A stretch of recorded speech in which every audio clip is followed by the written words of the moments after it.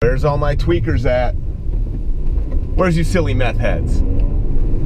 I've got a question that I've had for a really, really long time. What's the appeal? This meth shit is a drug you don't just try.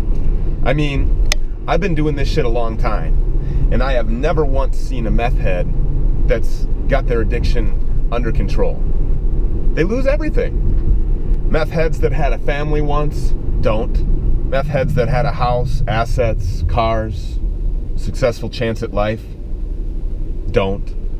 Meth heads that had a little money in their pocket don't.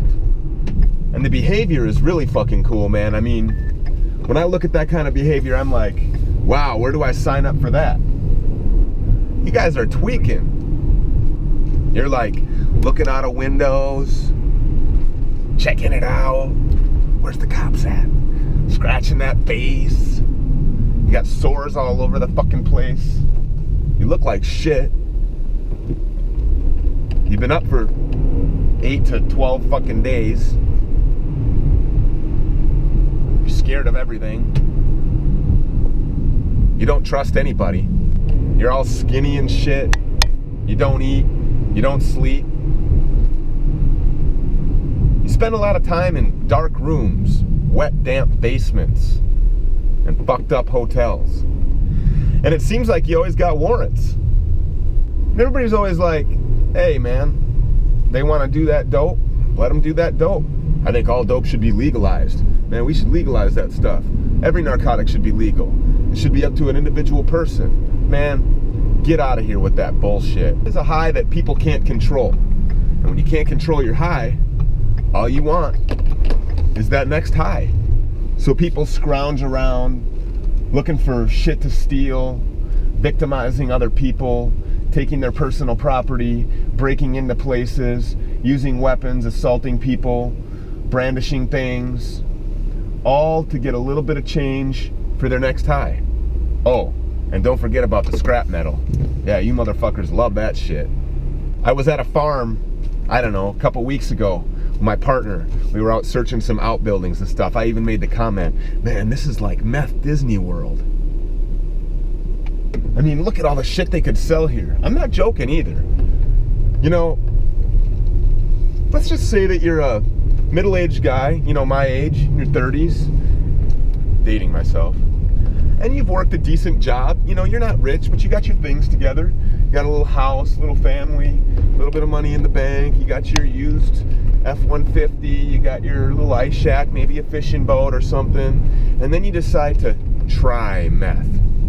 Next thing you know, all you want is that next high. So rather than making your payments on all your things that you worked hard for, you're letting all that shit go back. You got other tweakers hiding out in your house, in the basement. The lights go out because you lose your power. Pretty soon those tweakers are taking advantage of you. They'll do whatever. They'll rip the fucking copper right out of your walls to sell that shit for their next high.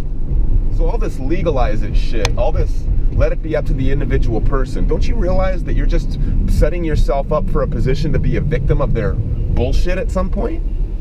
I mean, when you're the innocent person walking down the street and that tweaker needs a new high and you happen to have a purse wrapped around your dumb ass, or you got a wallet in your dumb back pocket, you don't think that you're going to be victimized? You don't think that they'll roll you for that next high? Are you kidding me? Do you know how powerful this shit is?